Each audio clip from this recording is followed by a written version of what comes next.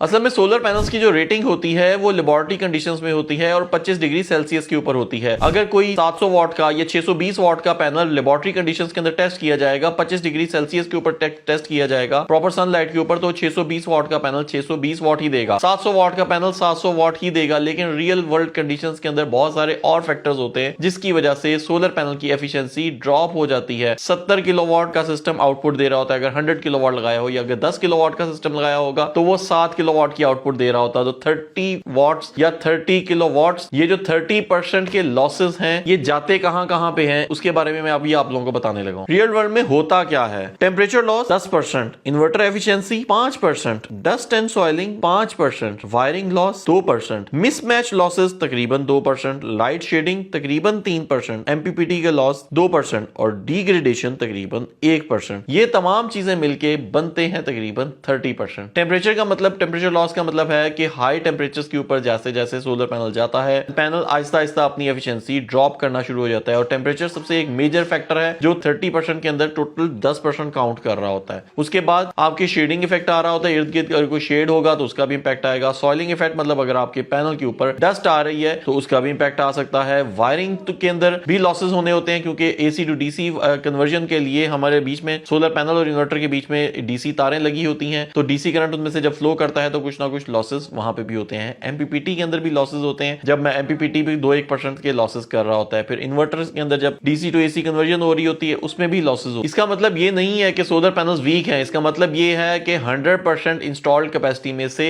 आप जो usable capacity है आपके पास वो 70% ही होती है। और जो इंस्टॉलर आप लोगों को ये बात प्रॉपर्ली बता नहीं रहा, या तो वो नॉलेज में वीक है या वो आप लोगों को मिसगाइड कर रहा होगा। प्रोफेशनल सोलर डिजाइनर हमेशा डीरेटिंग फैक्टर कंसीडर करता है। जो कंपनी लॉसेस कैलकुलेट नहीं करती वो लॉन्ग टर्म परफॉर्मेंस और डिलीवरी नहीं करती। और स्मार्ट सोलर पे हमेशा हम नंबर्स के ऊपर काम करते हैं, अजम्पशंस के ऊपर काम नहीं करते। हम इस तरह के तमाम लॉसेस को हमेशा सिस्टम इंस्टॉल करने से पहले इसको मद्देनजर रखते हैं। अगर आप अच्छी क्वालिटी का प्रोफेशनल सिस्टम इंस्टॉल करना चाहते हैं तो अभी फोन उठाएं, स्क्रीन पर दिए गए नंबर के ऊपर आप राब्ता करके हमसे एक अच्छी क्वालिटी का और प्रोफेशनल सिस्टम इंस्टॉल करवा सकते हैं।